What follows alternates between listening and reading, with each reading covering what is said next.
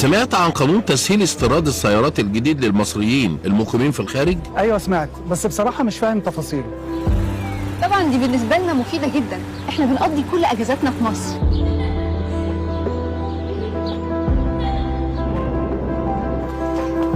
لسه واصله البيت حالا. بشتغل في الامارات، هجيبها مراتي تستخدمها لحد ما ارجع مصر. عربيتي جديد، اكيد هاخدها مصر. كسبان مش خسران حاجه. عربيه بنص ثمنها وفلوسي متشاله في البنك، لو ما عجبتنيش هبيعها، انا كسبان. خلي العربيه معاك، انت اجازتك طويله. طبعا هحتاجها في اجازتي. الموضوع بالنسبه لي مش واضح بصراحه، حاسه ان في تركه. لا ما فيهاش تركه.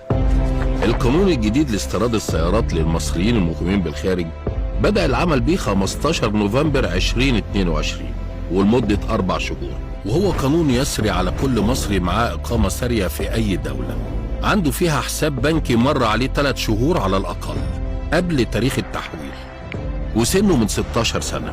يقدر النهارده يختار من الدولة اللي مقيم فيها أي عربية جديدة أو مستعملة ويدخلها وبكل سهولة مصر. وعشان تبقى مطمن عملنا لك تطبيق سيارات المصريين بالخارج، هتلاقينا معاك خطوة بخطوة من أول اختيار العربية المناسبة ليك ولحد ما تنتهي من إجراءات الجمرك. ادخل دلوقتي حمل التطبيق، بعدها دخل بياناتك وكشف حسابك البنكي بالخارج عن آخر 6 شهور أو كامل الفترة لو كان أقل من 6 شهور قبل تاريخ التحويل. وما تخافش، البنك المركزي ملتزم بقوانين الحماية السرية، يعني هو الوحيد اللي من حقه الكشف على حسابك البنكي، حتى أنا مش هبقى عارفه. المهم اتأكد من سلامة كل بياناتك، بعدها اضغط على نموذج إقرار وتعهد بأن جميع بياناتك صحيحة، وبتتعهد بتقديم أصول المستندات للجمرك وقت الإفراج عن عربيتك. بس الحساب البنكي باسم والدي. يا سيدي ولا يهمك، مفيش مشكلة. المهم قرابة من الدرجة الأولى بمستند رسمي، واضغط على حساب بنكي غير مسجل باسمي وكمل بياناتك. بعدها اختار العربية اللي نفسك فيها ودخل بياناتها على التطبيق، ولو مستعملة ولا يهمك، خلي بالك بس من سنة الصنع ما تكونش قبل 2019. بس انا عربيتي 2017. لو انت المالك الأول ومعاك شهادة من المرور في دولة الإقامة فيها بيانات عربيتك وتاريخ الشراء، مش مشكلة سنة الصنع. وأول ما تدخل بيانات عربيتك التطبيق هيحسب لك المبلغ النقدي المستحق، وهو 100% من قيمة إجباري الضرايب والرسوم للإفراج عن العربية. طب لو اخترت عربيه مش لاقيها في التطبيق؟ دخلي بياناتها، هندرسها وهيوصل لك الموافقة وإجمالي الضرايب والرسوم المستحقة في خلال 3 أيام عمل. التعريفه الجمركيه واحده في كل البلاد؟ أيوة كلها واحدة، إلا لو بلد المنشأ للعربية والإقامة بتاعتك ضمن الدول الخاضعة للاتفاقيات المشتركة مع مصر ومعاك شهادة بلد المنشأ للعربية.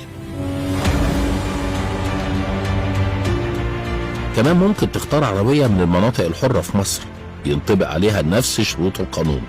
بعد ما تدخل بيانات عربيتك هيوصل لك على التطبيق إجمالي المبلغ المطلوب سداده لوزارة المالية ورقم الطلب ورقم الحساب اللي هتحول عليه.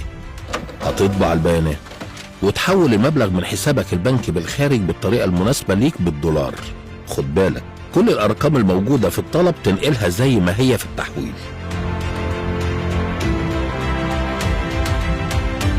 بعد 7 أيام عمل بيوصلك على التطبيق الموافقة الاستيرادية سارية لمدة سنة، تقدر بيها تروح لشركة الشحن وتبتدي إجراءاتك.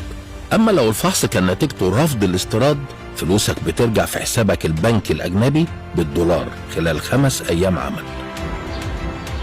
طيب لو بعد استخراج الموافقه الاستيراديه حبيت اعمل ابجريد للعربيه؟ تقدري في أي وقت خلال سنة قبل إجراءات الشحن، بشرط سداد قيمة الفرق بالزيادة إذا وجد. وبتصدر موافقة استيرادية بمواصفات العربية الجديدة وبيتم استكمال المدة المتبقية. ثانية واحدة، طب لو العملية وقفت لأي سبب؟ ما تقلقش، لو انتهت مدة الموافقة الاستيرادية قبل إتمام الاستيراد العملية كلها هتتلغي من تلقاء نفسها، وفلوسك هتترد بعد سنة في حسابك البنك المصري بالعملة المحلية بحسب سعر الصرف وقتها.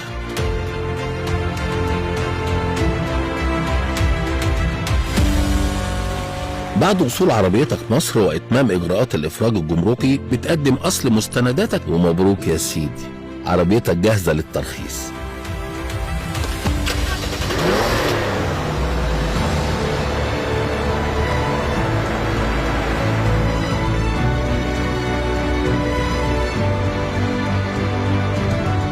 بعد 5 سنين من تاريخ دفع الرسوم المستحقة هتسترد على حسابك المصري اللي قمت بدفعه بالعملة المحلية بحسب سعر الصرف في الوقت ده. مبروك تاني يا سيدي.